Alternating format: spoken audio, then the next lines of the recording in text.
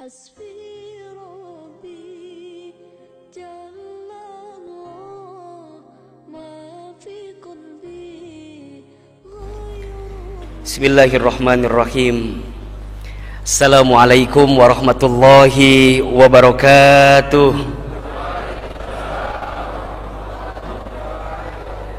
Yang jawab salam semangat saya doakan panjang umurnya. Mudah-mudahan berkah rezekinya. Mudah-mudahan disehat afiatkan badannya. Insya Allah masuk surga semuanya. Syaratnya cuma satu, jawab salamnya lebih semangat dan lebih kencang. Siap? Lemes bener. Siap? Assalamualaikum warahmatullahi wabarakatuh.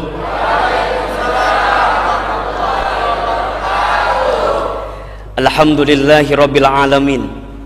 Alhamdulillahilladzi arsala rasulahu bil huda wa dinil haq liyuzhirahu 'ala dzini kullihi wa kafa billahi syahida.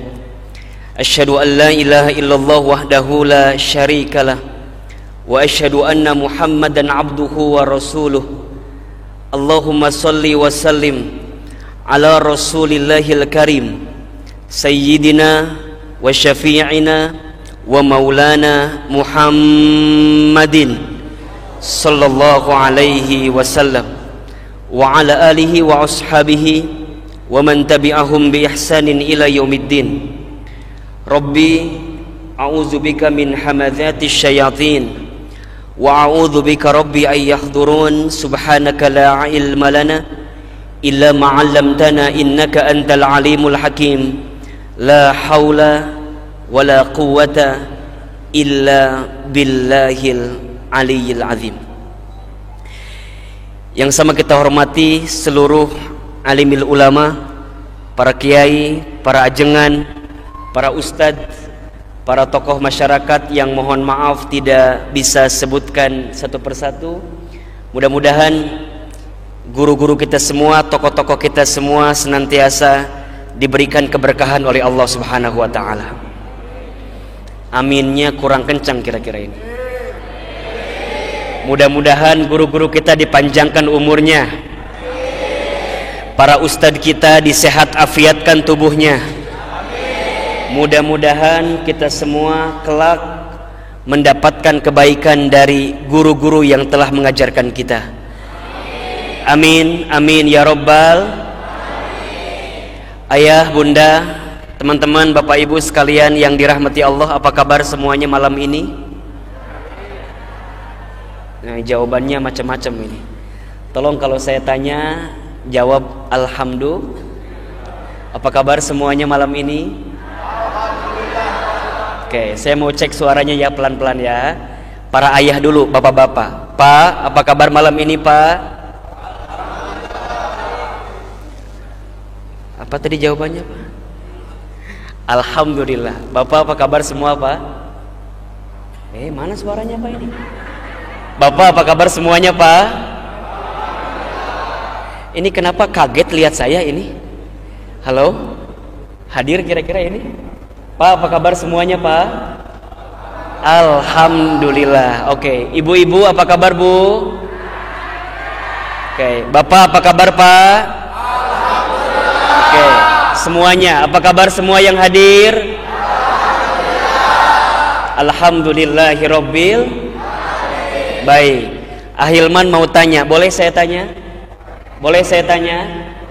Ayah, bunda, bapak ibu, teman-teman sekalian, tolong jawab. Siapa yang mengumpulkan kita di tempat ini? Allah. Kurang kenceng jawabannya.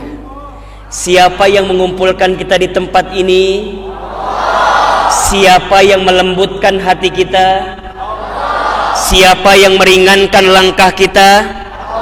Siapa yang memudahkan acara kita malam ini? Allah. Allahu Akbar. Jelas jawabannya, hakul yakin. Yang membuat ini semua mudah adalah Allah Subhanahu. Demi Allah, apapun yang kita dapatkan dalam kehidupan ini, hakikatnya hanya karena kudrat dan iradahnya Allah Subhanahu. wa ta'ala. Semua semut hitam bertengger di batu yang hitam muncul di malam hari, di sebuah batu yang hitam, di gua yang hitam. Mungkin mata kita tidak bisa melihatnya, tapi Allah bisa melihatnya atau tidak? Allah bisa melihat atau tidak? Daun kering berguguran dari pohonnya, berserakan di atas tanah, banyak luar biasa. Kita tidak bisa menghitungnya, tapi Allah bisa menghitung atau tidak? Bisa. Maka ingat, apapun yang kita dapatkan dalam kehidupan ini, hakikatnya bukan semata-mata karena ikhtiar kita, bukan semata-mata karena usaha kita, bukan semata-mata hasil kerja keras kita, tapi ini semua karena ketentuan Allah Subhanahu wa ta'ala. Ustadz Hilman, malam ini kita semua tahu masih berada dalam kondisi pandemi COVID-19. Betul atau tidak? Hadirin, ayah, bunda, bapak, ibu, teman-teman masih menggunakan protokol kesehatan 3M. Menggunakan masker, menjaga jarak, mencuci tangan dengan sabun. Ini semua sudah kita lakukan. Betul atau tidak? Tapi pertanyaannya, kenapa kemudian kita masih mau berangkat ke masjid, duduk di masjid, ikut maulid di malam ini? Karena kita tahu bahwa semua yang kita lakukan, apapun itu adalah kehendak siapa? Allah Subhanahu wa ta'ala. Maka kullu dha'in dhawaun, setiap penyakit itu ada obatnya. Dan kita semua sepakat faham, tidak ada obat yang paling mujarab, tidak ada obat yang paling baik, tidak ada obat yang paling hebat, kecuali obat yang turun dan datang dari siapa? Allah Subhanahu wa ta'ala. Bukankah kita ke masjid, sholat, zikir, doa, itu adalah doa-doa terbaik kita yang kita panjatkan kepada Allah Subhanahu wa ta'ala. Maka tolong di awal pertemuan ini kita angkat kedua telapak tangan kita. Kita angkat kedua telapak tangan kita, kemudian aminkan doa-doa kita. Auzubillahi minasyaitonirrajim. Bismillahirrahmanirrahim. Tolong aminkan. Amin ya rabbal alamin. Ya Allah, kami semua yang hadir di masjid ini, ya Allah ya Rabb, kami mohon kepadamu ya Allah ya Rabb, jaga diri kami semua ya Allah ya Rabb, lindungi kami semua ya Allah ya Rabb, sehatkan kami semua ya Allah ya Rabb, tolong ya Allah ya Rabb, jadikan acara pengajian kami malam ini ya Allah ya Rabb adalah cara kami mengundang pertolonganmu ya Allah ya Rabb, adalah cara kami untuk bisa mengundang semua kebaikan darimu ya Allah ya Rabb. Dan kami mohon ya Allah ya Rabb, jadikan maulid kami malam ini ya Allah ya Rabb sebagai bukti kami ya Allah ya Rabb bahwa kami mencintai Rasulullah sallallahu alaihi wasallam. Dan kami mohon ya Allah ya Rabb, kumpulkan kami nanti ya Allah ya Rabb bersama Rasulullah Muhammad sallallahu alaihi wasallam. Amin ya Allah ya Rabbal amin ya Allah ya Rabbal alamin. Maka ayah bunda, teman-teman, bapak ibu sekalian yang dirahmati Allah, teruslah berdoa, teruslah berzikir. Ada 2B sebelum 3M. Berzikir, berdoa. Berzikir, berdoa. Ala bizikrillahi tatmainnul qulub. Ingatlah, hanya dengan mengingat Allah hatimu akan menjadi tenang.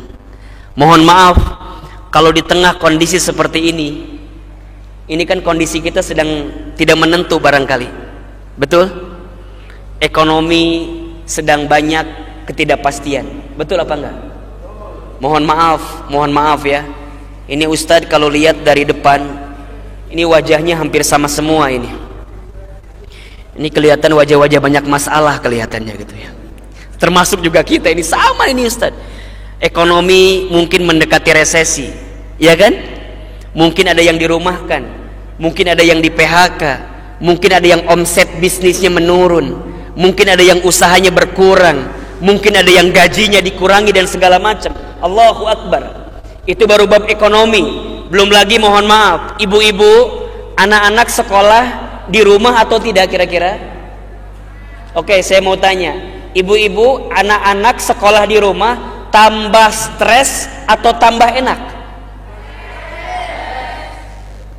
Allahu Akbar. Ekonomi terganggu, anak-anak di sekolah kemudian pindah ke rumah. Mohon maaf, kalau ekonomi terganggu, keadaan anak-anak tak menentu, ditambah nggak ngaji, ditambah nggak datang ke masjid, ditambah nggak zikir, ditambah nggak doa, habis. Hati hampa, hati gersang, banyak masalah, stres, frustasi, bimbang, bingung, sibuk, pusing. Capek apa enggak kira-kira? Capek atau tidak? Bisa jadi penyakitnya bukan karena COVID-nya, tapi penyakitnya karena apa? Gelisahnya, stresnya, pusingnya. Maka saya mohon, tolong yang hadir di sini, datang maulid ini syaratnya satu, harus datang dengan wajah yang penuh kebahagiaan. Ustadz, gimana caranya? Simple, mulailah dengan senyuman. Punten, ibu-ibu yang punya masalah di rumah jangan dibawa ke masjid, kasihan ustadznya. Lihat ibu-ibu banyak masalah jadi kebawa masalah ustadznya. Pak, sebanyak masalah apapun yang ada di rumah jangan dibawa ke masjid, karena saat ke masjid kita harus datang dengan penuh kebahagiaan, karena kita tahu masjid ini adalah tempat pintu-pintu keberkahan Allah, rahmat Allah diturunkan di tempat kita. Bukankah itu doa kita kalau berangkat ke masjid dan masuk ke masjid? Betul apa enggak? Hafal doanya atau tidak? Bismillahirrahmanirrahim. Allahumma ftahli abwaba rahmati. Jamaah Baitur Rahim kan nggak usah ditanya masalah ilmu agama, kelihatan ini dari wajah aja Al-Quran di luar kepala semua ini, di meja maksudnya gitu Pak ya, di luar kan hafal doanya. Coba ulangi, Allahumma ftahli abwaba rahmati. Ya Allah, kan begitu, bukakan untukku apa? Abwab, bukan babun. Kalau babun satu pintu, tapi kalau abwab pintu. Rahmati, kasih sayang. Di mana tempatnya? Masjid. Di mana tempatnya? Di mana tempatnya? Masjid. Maka mohon maaf, ayah, bunda, teman-teman sekalian, sebanyak apapun persoalan kita di rumah, kalau ayah bunda ingin mengetahui jawabannya, ingin dapat jawabannya, ingin dapat pertolongannya, gak usah jauh-jauh, datang saja kemana? Ke masjid. Ke masjid. Apalagi Masjid Baitur Rahim ini, Masya Allah, indah, AC-nya banyak. Apalagi sebentar lagi ada perluasan, betul? Di mana perluasan? Sebelah mana perluasannya? Di sana, Masya Allah, masjidnya enak, tempatnya enak, AC-nya nyaman, duduknya rapi. Bentar lagi mau perluasan, Allahu Akbar. Maka ingat, barang siapa yang memakmurkan masjid, membangun masjid, maka Allah akan bangunkan untuknya rumah di mana? Rumah di mana? Rumah di mana? Surga. Coba tolong angkat tangannya. Siapa di antara bapak ibu yang ingin masuk surga, angkat tangan, katakan saya. Mana sayanya? Ulangi. Bapak ibu, teman-teman sekalian, siapa yang hadir di sini yang mau masuk surga, angkat tangan, katakan saya. Kurang kompak, masih ada yang bengong. Kira-kira saya masuk nggak ya Ustadz ya? Ini kan bicara kepedean Pak, ini kan bicara yakin. Tolong nih ya, Bapak Ibu, teman-teman, ayah bunda, siapa yang mau masuk surga angkat tangan, katakan saya. Turun dulu, turun. Siapa yang mau masuk surga, surganya surga Firdaus? Ulangi yang ketiga. Bapak Ibu, siapa yang mau masuk surga kemudian berjumpa dengan Rasulullah SAW? Terakhir, Bapak Ibu, siapa yang mau masuk surga sekarang? Sekarang. Ada yang sekarang mau masuk surga? Allahu Akbar walillahil hamd. Allahu Akbar. Hari ini, malam ini, kita semua bertemu di rumahnya Allah, berjumpa di rumahnya Allah, di masjid. Maka tolong ya, ini catat baik-baik. Kalau ada di antara ayah bunda, bapak ibu, teman-teman sekalian yang nanti ditakdirkan oleh Allah Subhanahu wa ta'ala masuk surga, mana aminnya kira-kira ini? Ulangi.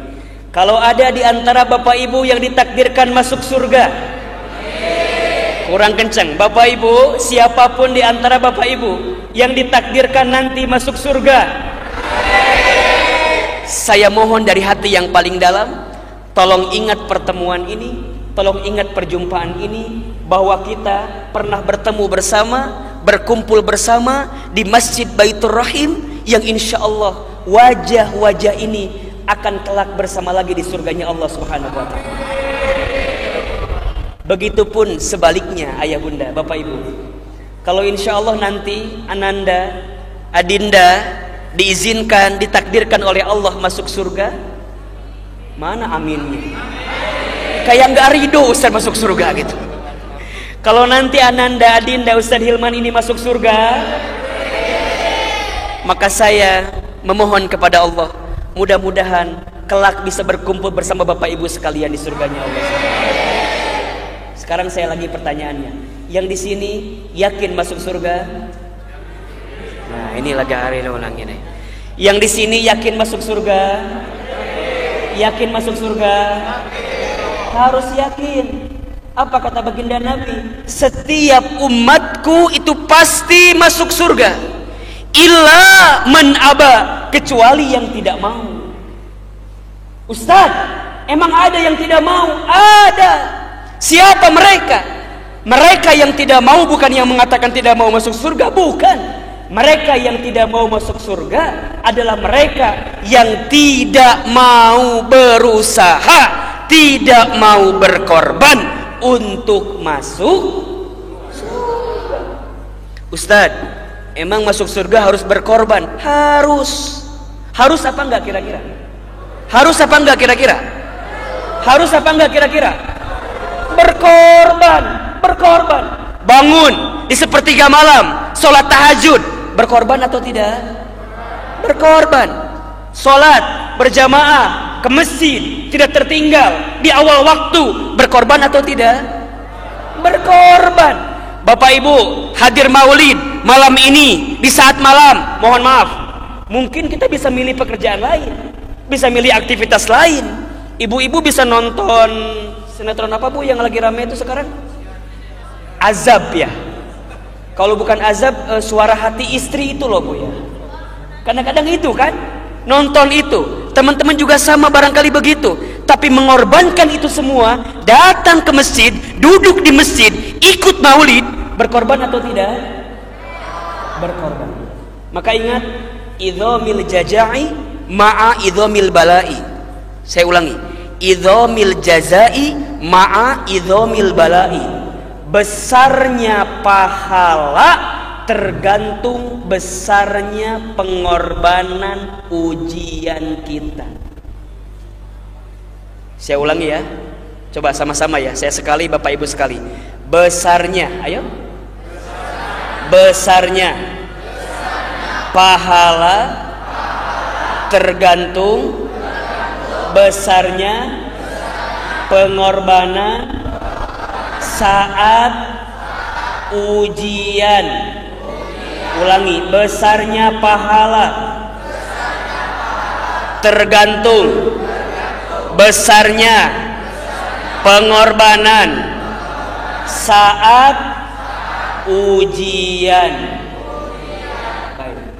Makin berat ujiannya, makin kita sabar, makin kita kuat, makin dapat pahala, maka disitulah makin dekat pertolongan Allah Subhanahu.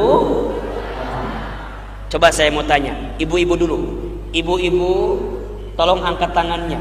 Siapa yang punya suami bermasalah? Angkat tangan. Jujur. Ini menentukan surga masalahnya ini. Ibu, suaminya di rumah, mohon maaf ya. Kalau ibu diuji dengan punya suami, mohon maaf. Yang suami ibu barangkali solehnya kurang, mungkin kebaikannya kurang, mungkin segala macamnya kurang, tapi ibu bersabar dengan keadaan suami itu. Ibu tetap melayani suami ibu, ibu tetap baik sama suami ibu tetap santun sama suami ibu, maka percayalah, Asia punya suami siapa namanya? Siapa namanya? Asia punya suami siapa? Firaun. Ibu, saya mau tanya, ibu di rumah punya suami kayak Firaun? Ada atau tidak? Baik. Kalau ibu misalnya Ustadz Hilman ibu diuji benar punya suami yang bla bla bla bla bla misalnya, percayalah, kalau ibu sabar, kalau ibu kuat, tetap santun sama suami, maka Allah akan balas kebaikan ibu kelak nanti di surga. Berarti kalau amin, suaminya kayak Firaun. Amin. Begitupun juga bapak, para suami. Kalau para suami diuji dengan istri, mohon maaf, mungkin istri bapak cerewet. Ada di sini yang istrinya cerewet? Ada, Pak? Ada. Pak, ada di sini yang istrinya cerewet? Ada. Yang mana istri yang cerewet itu? Kalau bapak di sini punya istri yang cerewet, mungkin punya istri yang mintanya sesuatu di luar kemampuan kita, tapi bapak tetap santun menjadi suami yang baik di depan istri bapak, maka percayalah, barangkali Allah sedang siapkan pahala sabar kepada kita karena punya istri yang cerewet seperti itu di rumah. Maka lihat, bagi orang beriman, apa kata Nabi? Ajaban li amril mu'min. Sungguh menakjubkan urusan orang beriman itu. Kenapa Ustaz Hilman? Inna amrohu kullahu lahu khair. Sesungguhnya setiap urusan bagi orang beriman itu semuanya baik. Semuanya baik. Orang beriman ketika mendapatkan kebahagiaan, maka dia bersyukur karena itu baik baginya. Orang beriman ketika mendapatkan kesedihan, dia pun bersabar karena itu juga baik baginya. Makanya rumah tangga yang baik itu rumah tangga yang mengajarkan syukur dan sabar. Apa? Syukur dan sabar. Gimana Ustaz syukur dan sabarnya? Mungkin para istri syukur punya suami yang soleh, para suami sabar punya istri yang cerewet.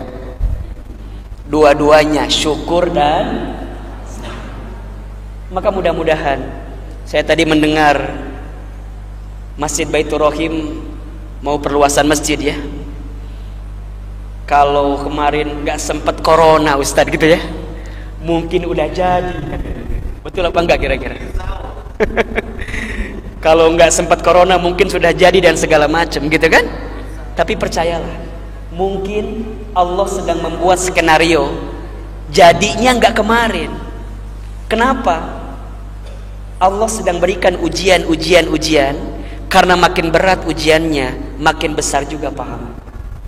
Maka oleh karena itu, walaupun di tengah kondisi pandemi COVID-19, Bapak Ibu masih mau mengadakan maulid, memakmurkan masjid, mudah-mudahan Allah membalas semua kebaikan kita semua.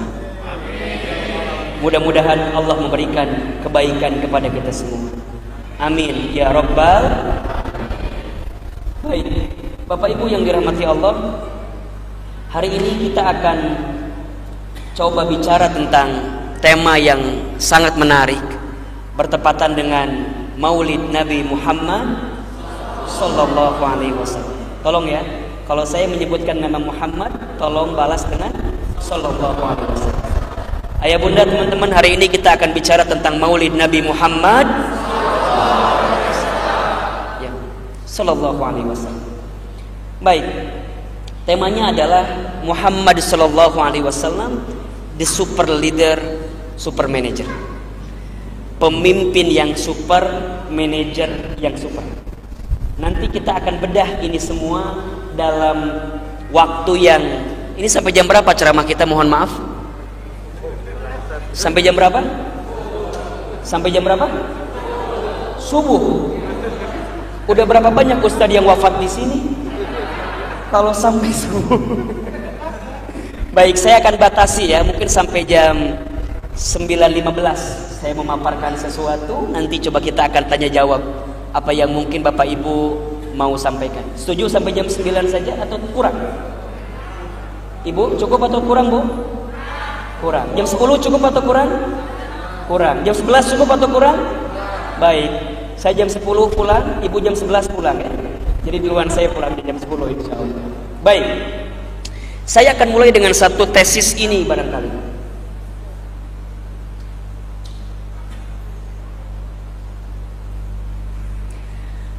Pertama, ada satu krisis. Yang sebelah sana kelihatan atau tidak para ayah? Kelihatan? Kalau tidak mungkin bisa pindah Pak, bisa ke sini ya, bisa juga ke panggung, ke sini bisa juga.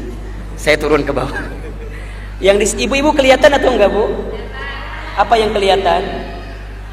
Ustadz kelihatan? Ini enggak penting, yang penting ustadznya aja Bu kelihatan. Ya. Baik, yang belakang kelihatan ya. Baik. Baik, Bapak Ibu yang dirahmati Allah. Ada satu krisis yang dalam tesis saya ini krisis yang jauh lebih besar daripada krisis apapun. Krisis itu disebut dengan krisis keteladanan. Krisis ini jauh lebih dahsyat dari krisis ekonomi, sosial, energi, pangan, dan lain-lain. Kenapa Ustadz? Karena dengan absennya keteladanan yang visioner, kompeten, memiliki kejujuran, integritas, itulah yang nanti akan berakibat kepada masalah-masalah krisis yang lain. Krisis ekonomi kenapa datang? Karena ada krisis keteladanan. Krisis sosial kenapa terjadi? Karena ada krisis keteladanan. Krisis pangan kenapa terjadi? Ada krisis keteladanan. Kriminal di mana-mana terjadi, kekerasan dan segala macam, krisis keteladanan. Ini yang barangkali menjadi satu persoalan kita semua. Sehingga mohon maaf ya, kita seringkali menyebut di negara kita itu ada istilah paradox of Indonesia. Jadi paradoks itu adalah sesuatu yang di luar dari keharusannya gitu. Jadi yang seharusnya A tapi yang terjadi B. Oke. Pertama misalnya kita temukan ada satu tesis, negara ini rich country but poor society. Negara yang kaya sebenarnya, tapi masyarakatnya banyak yang miskin. Setuju apa enggak kira-kira? Ini yang pertama. Yang kedua, negara kita ini the largest Muslim country but the most corrupt government. Negara Muslim terbesar di dunia, tapi korupsinya juga besar di dunia. Setuju apa enggak kira-kira? Ini bukan kata saya, kata bapak-bapak ya. Makanya saya sampaikan setuju atau enggak gitu. Kalau enggak bilang aja enggak Ustaz gitu. Nanti saya turunkan, mungkin enggak gitu. Yang ketiga, kita ini the biggest number of Islamic boarding schools, pesantren, but the most liberal pornographic media. Negara dengan jumlah pesantren paling banyak Pak. Banyak. Tapi sisi lain, nauzubillahi min dzalik, kita ini konsumen pornografi terbesar juga di dunia. Halo? Ini kenapa menunduk semua wajah-wajahnya ini? Yang keempat, the most fertile soil but full of hungers. Energinya banyak tapi kelaparannya juga banyak. The most active spiritual programs, pengajiannya di mana-mana, but the most undisciplined society. Tapi banyak orang yang tidak disiplin. Betul apa? Setuju apa enggak kira-kira? Ini yang kemudian jadi persoalan kita. Kenapa? Balik lagi, krisis keteladanan. Ya. Maka ujungnya apa? Banyak krisis yang lain, moral, spiritual, birokrasi yang korup, banking and finance crisis, keuangan bank itu juga krisis. Kemudian economic disaster, kehancuran ekonomi dan segala macamnya, social distrust. Satu masalahnya, karena apa? Krisis keteladanan. Nah, pertanyaannya adalah, Ustadz, memangnya kita nggak punya teladan? Bukan nggak punya. Kita ini punya teladan. Ya tentu teladannya adalah baginda Nabi Muhammad Sallallahu Alaihi Wasallam. Tapi tidak sedikit di antara kita yang ketika menyebutkan tentang Nabi Muhammad itu hanya sebatas di 3M saja. Gimana Ustaz? 3M itu 1 di masjid, 2 di madrasah, 3 ketika maulid. Jadi Nabi Muhammad itu seringkali hadir di masjid, di madrasah, dan dibacakan ketika maulid. Tapi di tempat yang lain kadang-kadang Nabi Muhammadnya diingat tapi tidak pernah dipraktekkan akhlak dalam kehidupan. Contoh, saya gambarkan di pasar,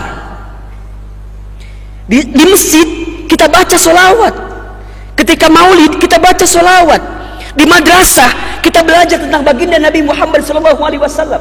Tapi pertanyaannya, ketika di pasar, selama ini Bapak Ibu di pasar dagang, pertanyaan saya, kira-kira dagangnya mengikuti contoh Nabi Muhammad SAW atau tidak kira-kira?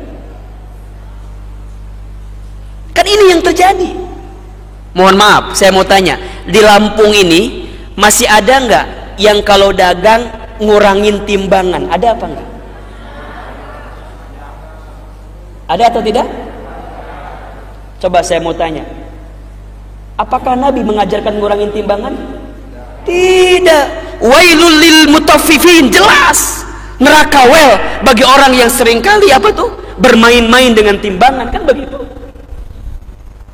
Nabi Muhammadnya ada, disebutkan, dibacakan, tapi saat di pasar tidak menggunakan bagaimana bisnis seperti Nabi Muhammad Sallallahu Alaihi Wasallam. Betul atau tidak? Mohon maaf, contoh yang lain misalnya.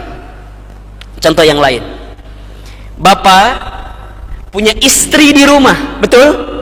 Oke. Saat Bapak jadi suami kepada istrinya, pertanyaan saya, sudahkah Bapak mencontoh bagaimana Nabi menjadi suami terhadap istri-istrinya? Halo? Ibu? Ibu? Saya mau tanya boleh? Ibu punya suami di rumah? Baik. Suami ibu suka marah atau enggak? Oh, ini tergantung jawabannya ya. Suami ibu sering marah apa enggak? Enggak? Suka atau enggak? Enggak. Enggak salah lagi begitu? Baik. Kalau ibu-ibu tadi menjawab masih ada suami yang sering marah di rumah, dan kalau itu Anda bapak-bapak, itu para ayah di sini yang sering marah, maka mohon maaf, kita masih jauh dari contoh Rasulullah SAW. Padahal setiap sholat dibacakan namanya, betul apa enggak? Setiap ke masjid disebutkan namanya, di madrasah dipelajari namanya, ketika maulid diadakan perayaannya. Tapi sampai rumah saat jadi suami, kita belum bisa menjadi suami yang mencontoh kepada Nabi Muhammad Sallallahu Alaihi Wasallam. Ibu-ibu lagi saya mau tanya, ibu,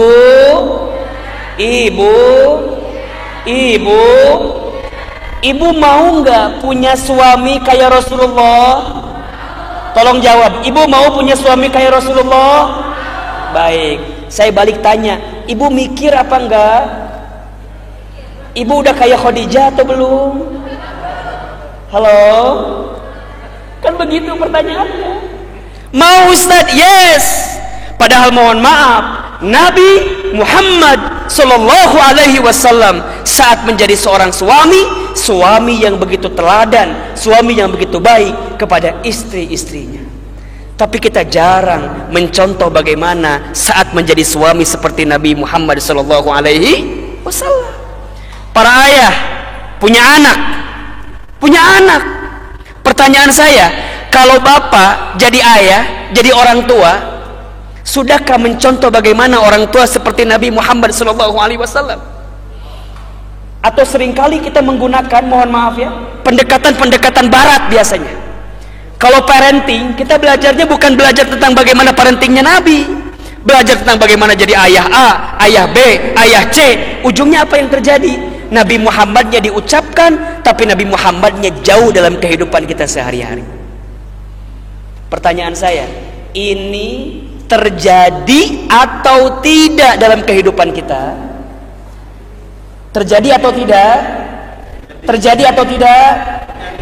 Bapak yang bekerja, ibu yang bekerja, bapak yang bertani, ibu yang bertani. Pertanyaan saya, sudahkah cara kita bekerja mengikuti pekerjaan bagaimana Nabi Muhammad SAW?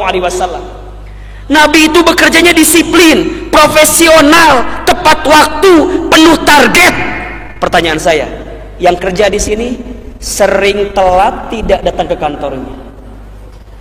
Kalau bicara target, sering meleset atau tidak pekerjaan kita? Ternyata benar Ustaz, kita ini kalau menyebutkan Nabi Muhammad hanya di 3M saja, di masjid, di musola, di madrasah, dan ketika maulid. Tapi di luar itu semua Nabi Muhammadnya jauh dari dalam kehidupan kita. Betul atau tidak? Nauzubillahi min dzalik. Ini masalah, ini masalah. Maka oleh karena itu, saat kita hidup di dunia ini Bapak Ibu sekalian, kita ini butuh, pertama, hidup di dunia ini kita butuh Islam pertama.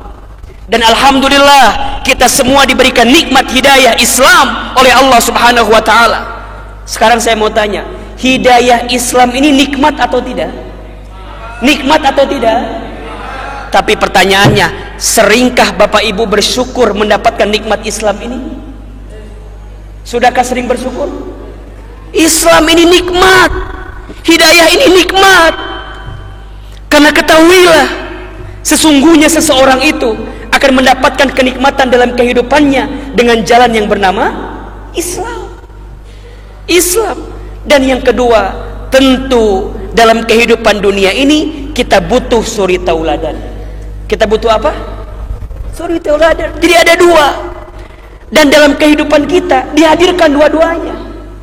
Islamnya kita sudah dapat, suri tauladannya ada. Tapi pertanyaannya, dipakai apa enggak? Itu pertanyaannya. Betul. Coba saya mau tanya sekarang, urusan ekonomi, biasanya yang kita kedepankan aturan Islam atau aturan Barat biasanya? Halo? Aturan Islam itu aturan Barat. Aturan Barat. Kita senang dengan aturan Barat, padahal di Islam ada aturan ekonomi.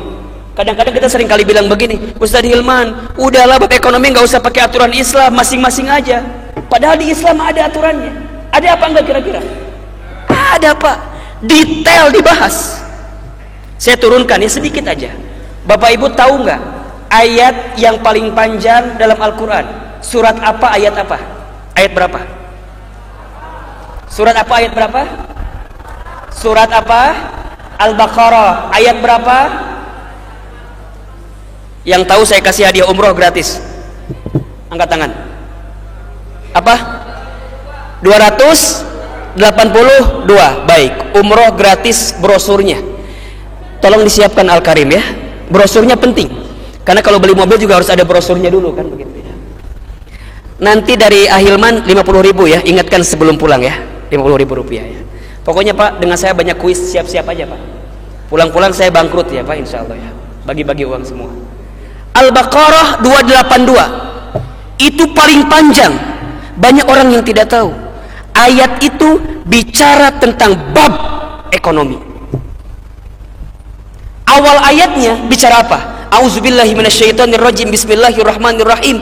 Ya ayyuhalladzina amanu idza tadayantum bidainin ila ajalim musamma faktubu.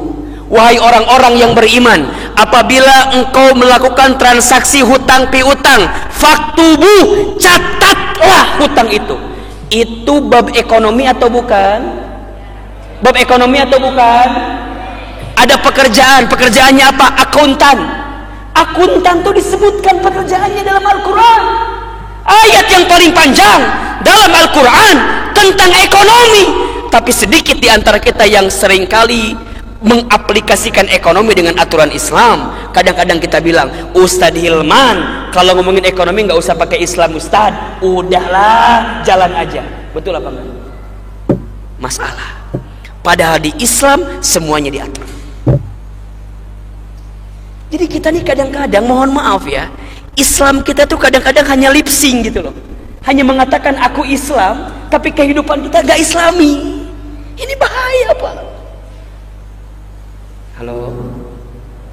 Halo? Halo? Kalau saya bilang halo jauh bahaya. Halo? Hai? Halo, halo, hai? Hai, hai, halo? Semua Islam. Pertanyaannya, sudahkah kehidupan kita Islami atau tidak? Alhamdulillah saya pernah tinggal di Jepang Pak. Dulu dapat kesempatan beasiswa pertukaran pelajar ke Jepang. Di antara kebiasaan orang Jepang ya Pak, yang saya dapatkan ketika itu sangat disiplin urusan waktu Pak. Saya pernah di Jepang itu sekolah Pak, masuk, jadi jam masuknya itu bukan, kan kalau di kita tuh 07.00 gitu ya. Di sana tuh enggak Pak, jam masuknya itu kalau nggak salah 06.57. Kalau saya datang jam 06.58 saya nggak boleh masuk Pak. Padahal cuman berapa menit? 1 menit. 1 menit. Sekarang pertanyaan saya, disiplin itu bagian dari karakter orang Islam atau bukan? Orang Islam. Bicara waktu dalam Al-Quran, Allah khusus buat surat tentang waktu. Betul apa enggak? Apa nama suratnya? Al-Asr, betul? Bahkan mohon maaf, berkali-kali dalam Al-Quran Allah menyebutkan kalimat waktu. Berkali-kali, bahkan bersumpah dengan kalimat waktu. Coba kita turunkan. Dari mulai waktu fajar, ada kalimat apa? Wal fajri. Ada atau tidak? Ada. Naik waktu subuh, ada kalimat was-subhi idza tanaffas. Naik waktu duha, ada kalimat wad-duha. Naik waktu siang, ada kalimat wan-nahari, demi waktu siang. Bahkan bukan hanya siangnya, tapi Allah pun bersumpah dengan zat yang muncul di siang hari, wasyamsi, demi matahari. Naik waktu asar, bersumpah dengan kalimat wal asr. Naik waktu malam, bersumpah dengan kalimat wal laili. Ada atau tidak? Bukan hanya malamnya, tapi juga bersumpah dengan zat yang muncul di malam hari, wal qamari, demi bulan, wan najmi, demi bintang. Bahkan bukan hanya sampai di situ, tapi juga Allah bersumpah di sebagian malam, wa minal laili. Al-Isra 79. Coba lihat, dari setiap lini waktu Allah bersumpah dengan waktu. Apa maknanya? Allah ingin ingatkan kita, hei manusia, ketika engkau hidup di dunia, jaga waktu yang Allah berikan kepadamu. Salah satunya apa? Disiplin, betul nggak? Wal as, innal insana lafi khusr. Demi waktu, demi masa, sesungguhnya manusia berada dalam kerugian.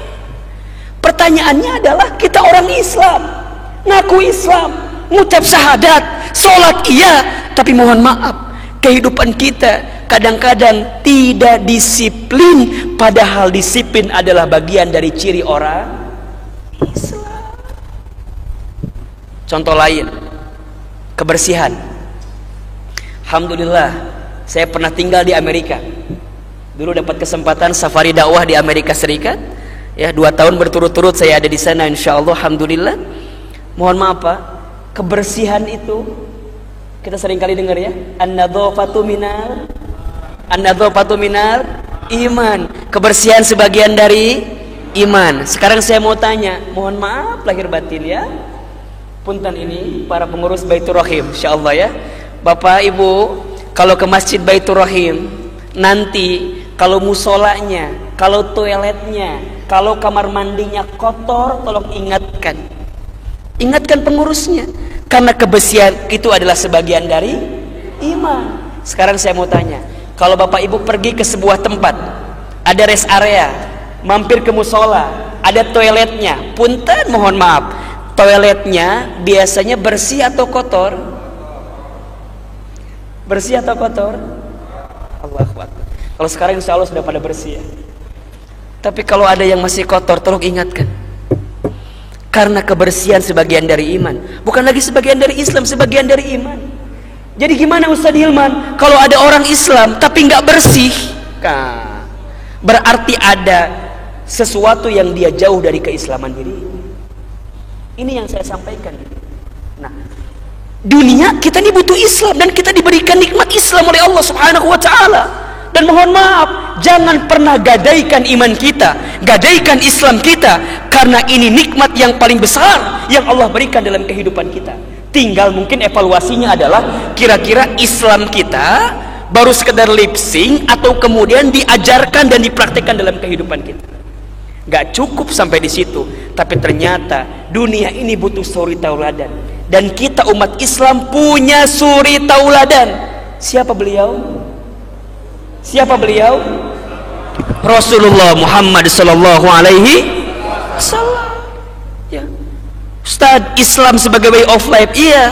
Ya ayyuhalladzina amanu dukhulu fis silmi kafah. Wahai orang-orang yang beriman, masuklah kamu ke dalam Islam kafah. Sempurna. Jangan setengah-setengah. Mohon maaf ya. Bapak Ibu, kalau sudah masuk ke dalam Islam jangan setengah-setengah. Ustaz, saya pengen masuk Islam sempurna. Sempurna. Kesempurnaan kita dengan Islam kita itulah yang akan menyelamatkan kita kelak nanti berjumpa dengan Allah Subhanahu wa taala. Kata Allah, pada hari ini aku sempurnakan agamamu bagimu, dan aku cukupkan nikmatku kepadamu, dan aku ridho Islam sebagai agama bagi kamu. Ya ayyuhalladzina amanu taqullaha haqqa tuqatih wa la tamutunna illa wa antum muslimun. Wahai orang-orang yang beriman, bertakwalah kamu kepada Allah dengan takwa yang sungguh-sungguh, dan janganlah kamu wafat kecuali dalam keadaan seorang muslim. Lihat kalimatnya, muslimun, bukan islamun, ya enggak? Masuklah kamu dan janganlah wafat kecuali dalam keadaan muslim, bukan dalam keadaan Islam. Kalau keadaan muslim berarti menyurus kepada siapa? Orangnya, diri kitanya yang harus kita jaga bagaimana praktik dalam kehidupan kita. Termasuk ketika kita bicara suri tauladan, kita sudah punya suri tauladan terbaik. Laqad kana lakum fi rasulillahi uswatun hasanah. Al-Ahzab 21. Sungguh ada pada diri Rasulullah sallallahu alaihi wasallam itu uswatun hasanah. Liman kana yarjullah wal yaumal akhir wa dzakarallaha katsira. Yaitu bagi orang-orang yang mengharap rahmat Allah dan kedatangan hari kiamat, dan dia banyak menyebut Allah Subhanahu wa taala.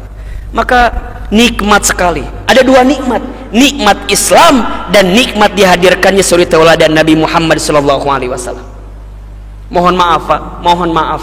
Saya mau tanya nih, Ibu, Bapak, kalau Ibu Bapak beli elektronik tapi nggak ada buku panduannya, pusing apa enggak kira-kira?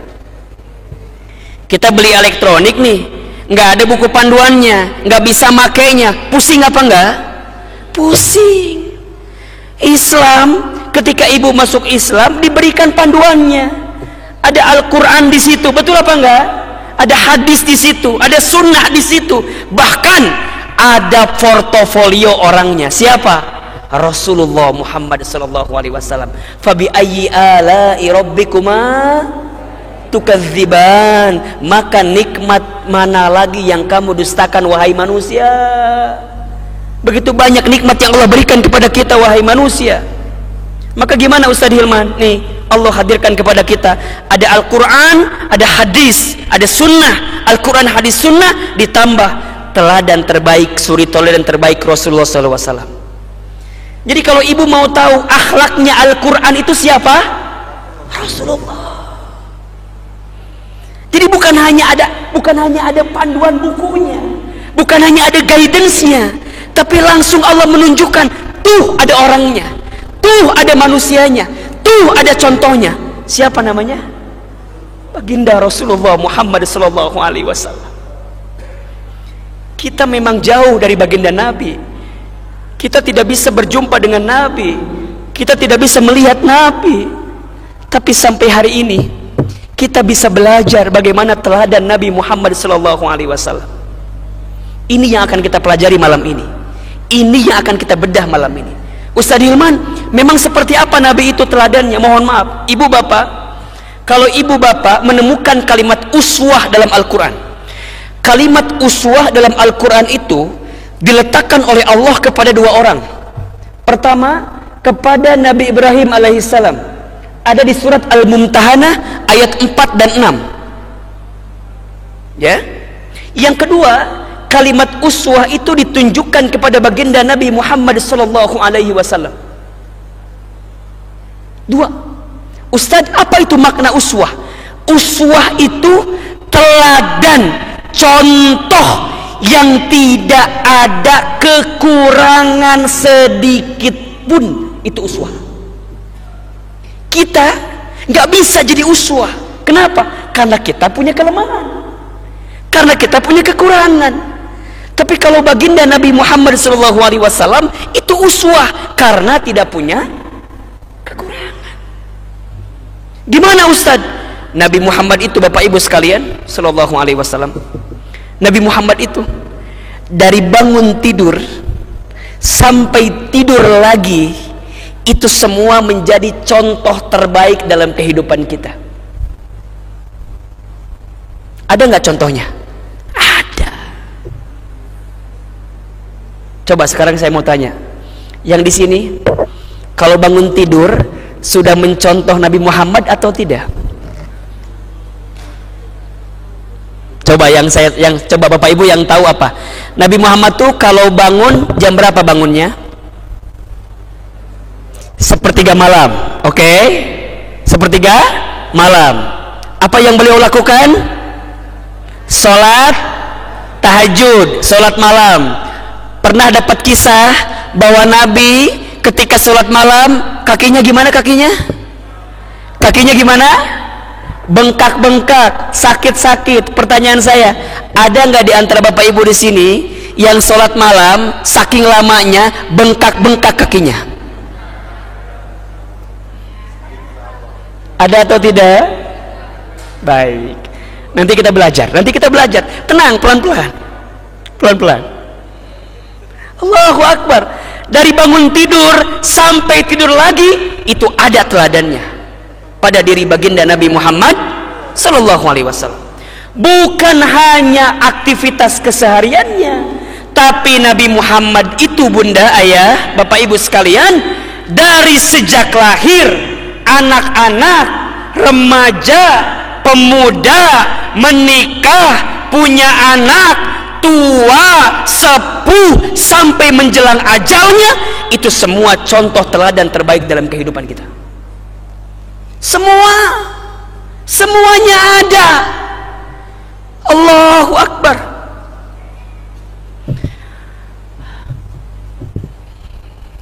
Semuanya ada. Coba sekarang saya mau tanya Bapak Ibu sekalian, kalau Bapak Ibu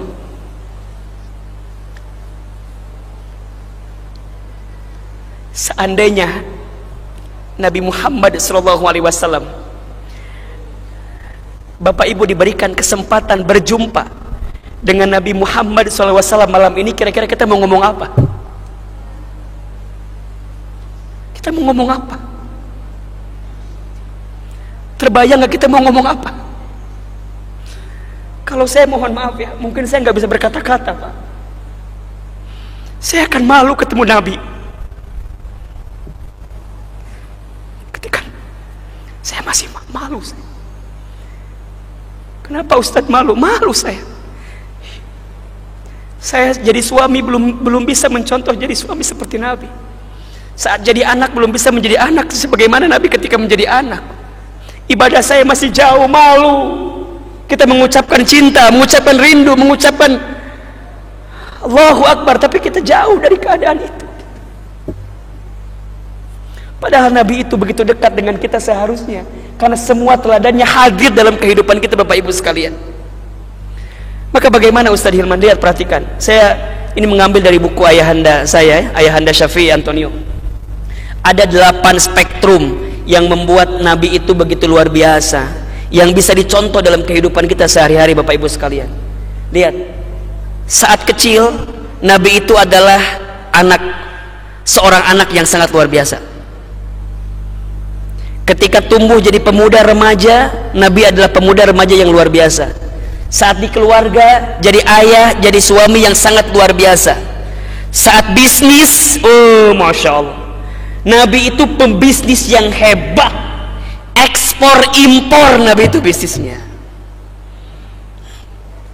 Saat menjadi pemimpin, pemimpin yang adil. Saat jadi guru, guru yang bijaksana. Saat jadi penegak hukum yang adil.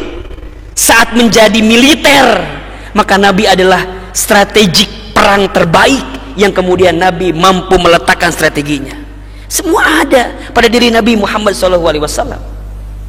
Ayo kita ceritakan sedikit demi sedikit ya. Pertama, saya akan ceritakan sejak kecilnya dulu deh.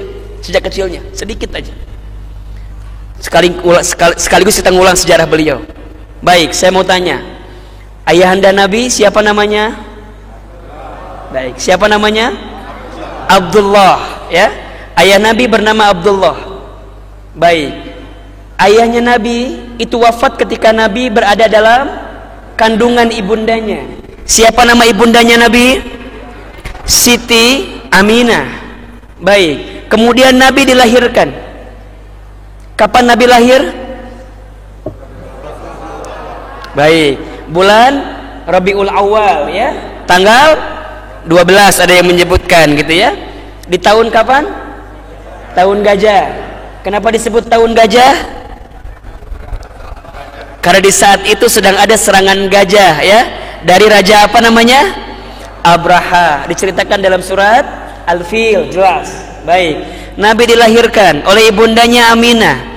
Kemudian tidak lama, ada yang menyebutkan 6 tahun, ada yang menyebutkan 5 tahun, ada yang menyebutkan 4 tahun ya. Yang jelas Nabi itu ditinggal kemudian oleh siapa? Ibundanya. Maka Nabi kemudian diasuh oleh siapa? Oleh kakeknya. Siapa nama kakeknya? Abdul Muthalib.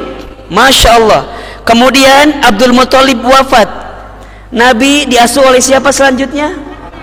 Pamannya Abu Thalib. Baik, saya cerita di sini sebentar. Bapak Ibu sekalian, banyak orang yang tidak tahu Abu Thalib itu pamannya Nabi yang kondisi hidupnya begitu sederhana. Nabi punya banyak paman-paman yang lain. Salah satu pamannya Nabi, Abu Lahab. Abu Lahab itu pamannya Nabi. Tapi ketika Abdul Muthalib wafat, Nabi diasuh oleh pamannya Abu Thalib. Hidup di tengah kesederhanaan Abu Thalib. Dikisahkan dalam satu cerita kalau tidak salah, satu kali Abu Thalib itu pulang berdagang. Ketika Abu Thalib pulang berdagang, Abu Thalib membawa banyak makanan ketika itu. Apa yang terjadi? Abu Thalib kemudian menyimpan makanannya di atas meja itu. Dipanggil anak-anaknya, ta'ali sini itu ada makanan di atas meja. Maka semua anak-anak Abu Thalib mengambil makanan itu. Tapi Abu Thalib kaget ketika melihat baginda Nabi Muhammad ketika itu. Apa kagetnya? Nabi Muhammad hanya duduk di pojokan saja, diam gitu. Kata Abu Thalib, wahai ponakanku, itu di atas meja ada makanan, kenapa engkau tidak ambil makanan itu? Apa jawaban Nabi? Wahai pamanku, aku di sini hanya numpang saja gitu, hanya tinggal saja. Kalau masih ada makanan itu, maka aku akan ambil makanan itu. Tapi kalau tidak ada sisa, maka aku akan berpuasa hari ini. Kebayang bagaimana keadaan Nabi ketika itu, Pak. Tapi justru keadaan itulah yang semakin menguatkan baginda Nabi Muhammad SAW. Kemandiriannya, kehebatannya, kekuatannya, ketangguhannya dengan setiap apapun yang datang dalam kehidupannya, itu yang menguatkan beliau. Sehingga apa yang terjadi? Abu Thalib pamannya kemudian memerintahkan Nabi ketika itu untuk apa? Mengembala, kan? Kita tahu kisahnya. Bagaimana Nabi itu adalah seorang pengembala, Pak. Tanya petani, mohon maaf, ketika punya gembalaan tuh bukan perkara yang mudah, susah, Pak. Untuk ngatur, untuk ngarahin, itu bukan perkara yang gampang, Pak. Dan Nabi dilatih ketika kecil dengan keadaan seperti itu. Allahu Akbar. Maka apa yang terjadi? Maka lihat ya, saya teringat dengan perkataan ini, bagus sekali nih. Ya, Warren Buffett, ini ada pebisnis sukses dan salah satu orang terkaya di dunia, mengatakan, I look for 3 things in hiring people. Saya akan melihat 3 karakter kalau mau nge-hire orang buat jadi pegawai dia. The first, yang pertama adalah is personal integrity, kejujuran. Itu yang pertama, integritas. The second is intelligent, yang kedua baru kecerdasan. Yang ketiga, and the third is a higher energy level energi yang semangat. Kata dia, but akan tetapi if you don't have the first, jika kamu tidak punya yang pertama, maksudnya jika kamu nggak punya kejujuran, nggak punya integritas, maka the other two will kill you, maka yang kedua itu hanya akan membunuh kamu sekalian. Maksudnya nggak dianggap. Berarti apa yang paling penting? Yang pertama, kejujuran. Dan masa kecil Nabi, masa muda Nabi, Nabi sudah punya julukan, sudah punya gelar. Apa namanya? Al-Amin, orang yang terpercaya. Bapak Ibu, saking terpercayanya seorang baginda Nabi Muhammad SAW, itu orang kafir Quraisy benci sama Nabi. Yes, benci nih, tapi untuk urusan uang nitipnya sama Nabi. Kebayang nggak kira-kira?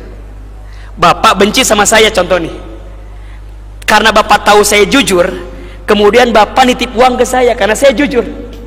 Itulah keadaan baginda Nabi ketika itu. Orang benci dengan Nabi, benci dengan Muhammad ketika itu, tapi untuk nitipin uang, nitipnya kepada siapa?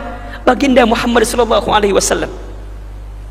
Bagaimana Al-Amin, kejujurannya. Sekarang saya mau tanya, Pak, di Indonesia kejujuran itu sekarang barang mahal atau barang murah kira-kira, Pak? Barang mahal atau barang murah? Allahu Akbar. Susah ya Pak sekarang ya, Pak. Dari atas sampai ke bawah semuanya susah sekarang. Mau jujur ini kira-kira. Allahu Akbar. Maka gimana Ustaz Hilman? Masya Allah, Nabi tumbuh terus, tumbuh dewasa. Dari kecil ditempa dengan keadaan, tumbuh dewasa, sampai kemudian apa yang terjadi? Ketika Nabi berusia 17 tahun ketika itu, Nabi sampaikan kepada pamannya, wahai pamanku Abu Thalib, bolehkah mulai hari ini aku ikut berdagang dengan dirimu?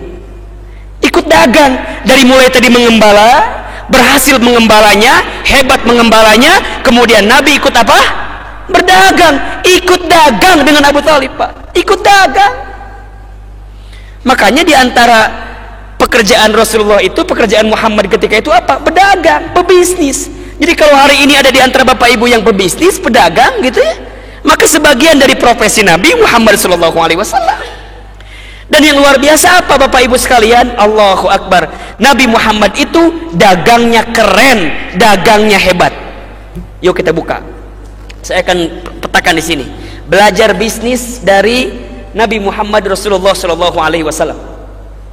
Pertama, Pak, satu kali Nabi itu pernah mengambil dagangan dari siapa? Tahu nggak? Baik, dari Siti Khadijah. Ya, karena waktu itu ketika pamannya Abu Thalib mengambil dagangan itu berangkat dari Khadijah, maka kemudian Nabi Muhammad ikut ambil dagangan dari Khadijah ketika itu.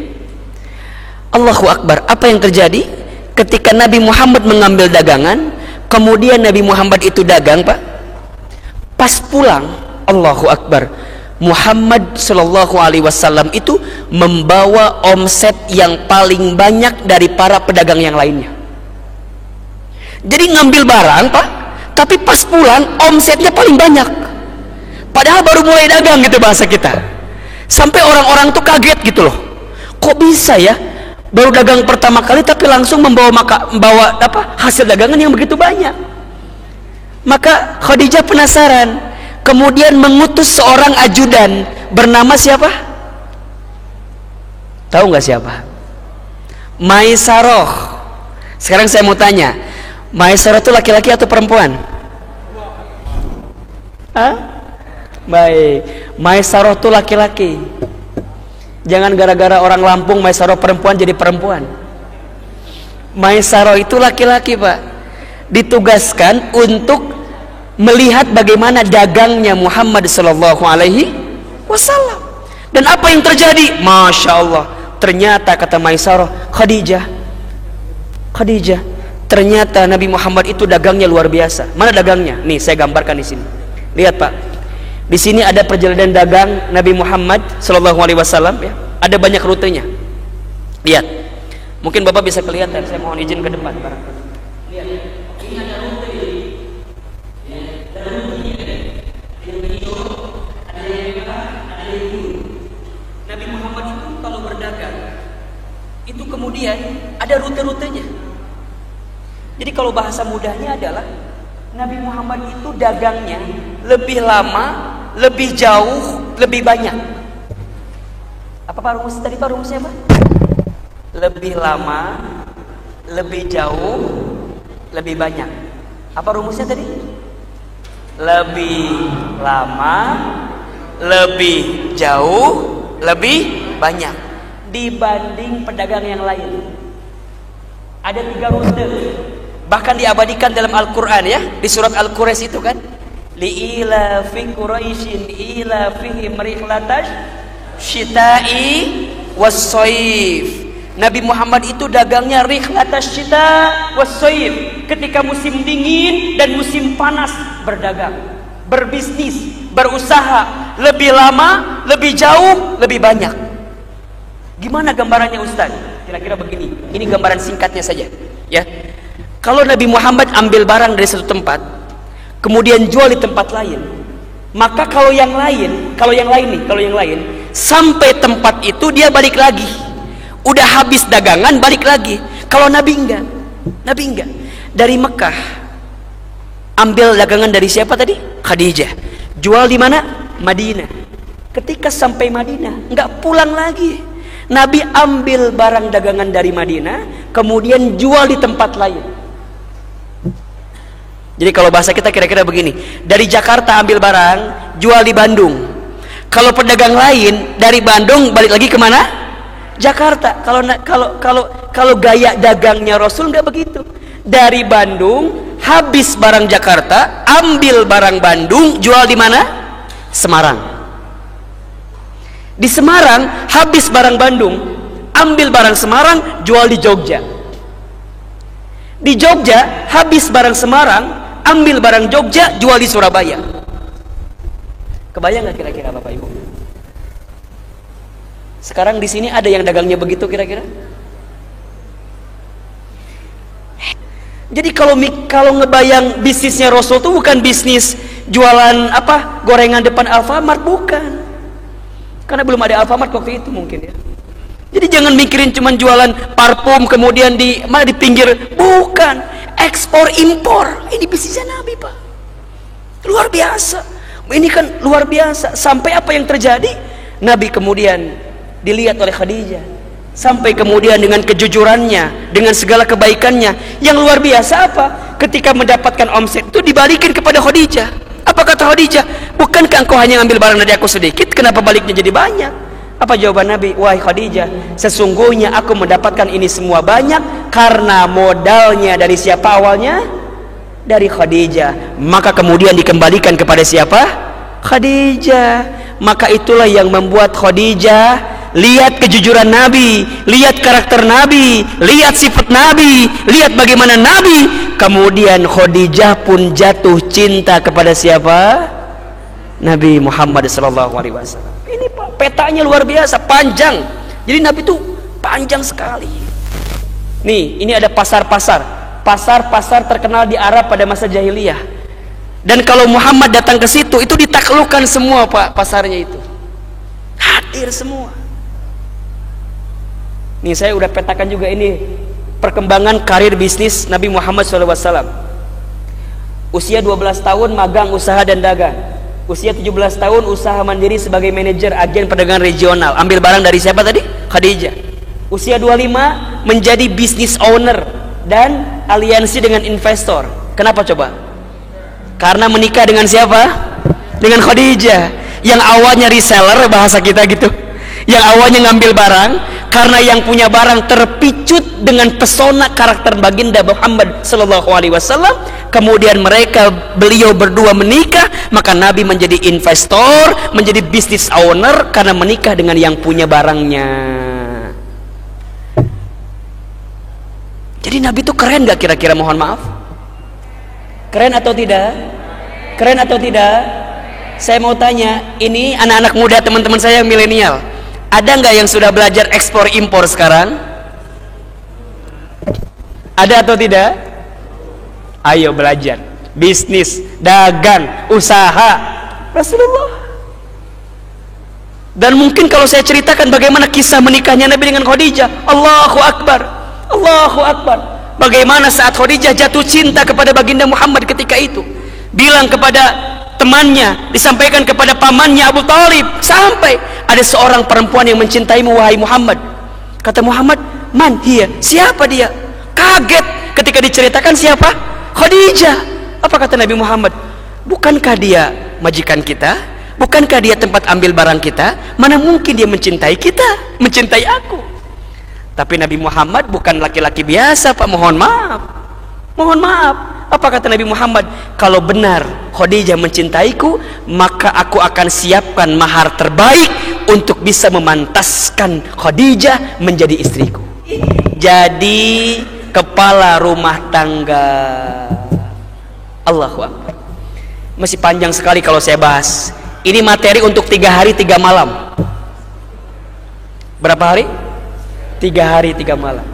Makanya mohon maaf, hari ini saya tidak akan bahas semuanya. Panjang sekali. Bagaimana Nabi jadi pemimpin militer, bagaimana Nabi jadi seorang guru. Ternyata Pak, guru itu ada Pak, tarbiyahnya seperti apa, metode Nabi ketika belajar itu seperti apa, ketika ngajar itu seperti apa, ada. Kemudian Nabi saat menjadi seorang hakim, ada seperti apa karakternya. Saat Nabi kemudian menentukan bagaimana hukum, ada. Bagaimana Nabi berperang militer, ada. Semua ada. Maka Bapak Ibu sekalian, kita ini harus meneladani Nabi Muhammad SAW secara keseluruhan. Pelan-pelan, pelan-pelan. Innama bu'istu liutammima makarimal akhlak. Sesungguhnya aku diutus untuk menyempurnakan akhlak. Maka saya teringat dengan hadis ini, mungkin boleh dicatat ya. Rasulullah SAW pernah bersabda, maukah kalian aku tunjukkan orang yang haram baginya tersentuh api neraka? Sahabat menjawab, mau ya Rasulullah. Siapa? Kata Rasul, mereka yang haram tersentuh api neraka adalah orang yang hayyin, layyin, qarib, sahl. Apa tadi? Hayyin, layyin, qarib, sahl. Hayyin adalah orang yang rendah hati, orang yang tawadhu, orang yang begitu lembut kepada siapapun. Layyin, orang yang berkata-kata dengan baik. Qarib, orang yang mudah mendekat, adaptasi, orang senang dekat dengan dia. Sahlin, orang yang memudahkan urusan orang lain. Hadis riwayat At-Tirmidzi dan Ibnu Hibban. Maka Bapak Ibu, kalau disimpulkan, ketika bicara tentang baginda Nabi Muhammad SAW, maka Nabi Muhammad itu sempurna. Kenapa? Saat jadi pemuda, Nabi Muhammad adalah pemuda terkeren.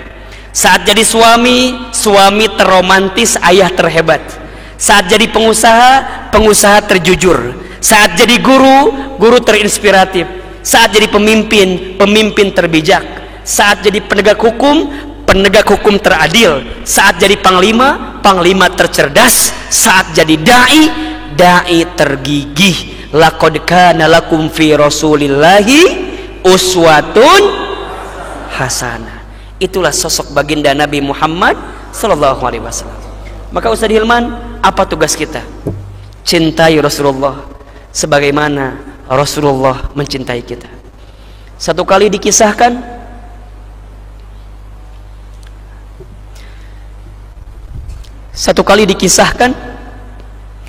Nabi itu sedang berkumpul dengan para sahabat-sahabat yang lainnya.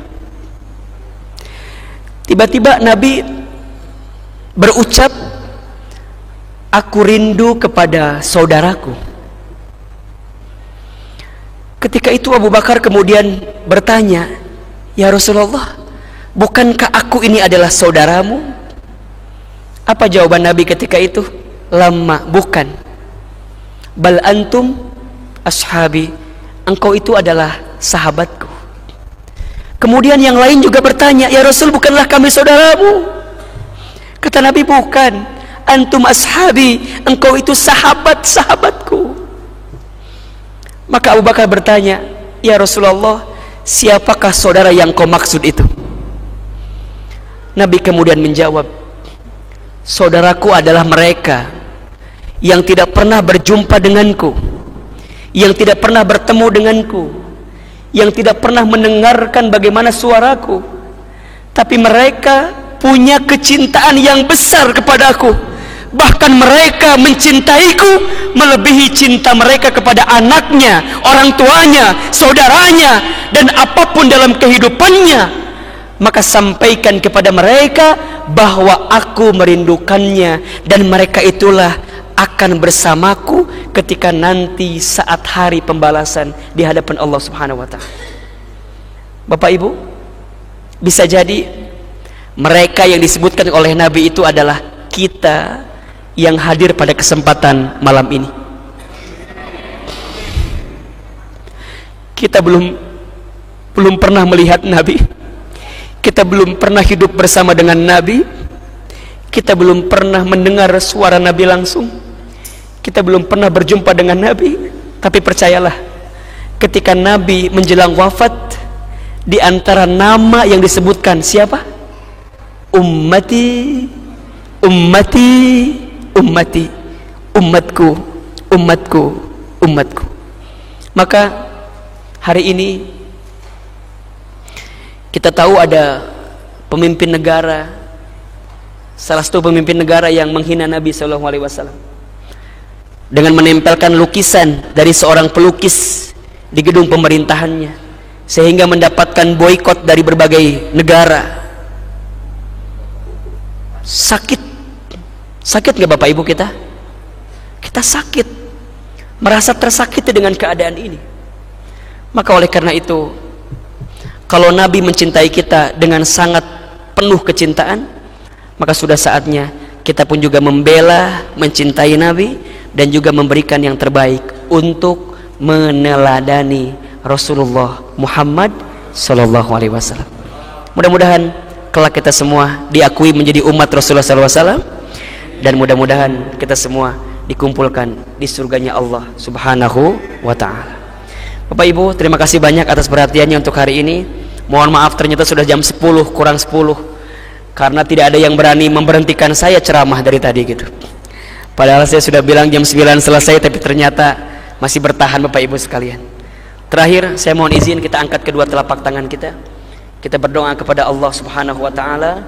Mudah-mudahan kajian kita, taklim kita pada kesempatan malam ini menjadi taklim terbaik di hadapan Allah Subhanahu wa Ta'ala, dan insya Allah kita semua mendapatkan syafaat dari baginda Rasulullah Muhammad SAW. Kita mulai berdoa, insya Allah kita doa ba'da taklim di masjid dalam keadaan pandemik. Insya Allah ini doa-doa yang mustajab terbaik insyaallah. Kita mulai dengan Al-Fatihah, kemudian istighfar 3 kali. Ala hadhihi niyyah wa ala kulli niyatin sholihah. Al-Fatihah. Alhamdulillahirabbil alamin. Iyyaka na'budu wa iyyaka nasta'in. Shiratal ladzina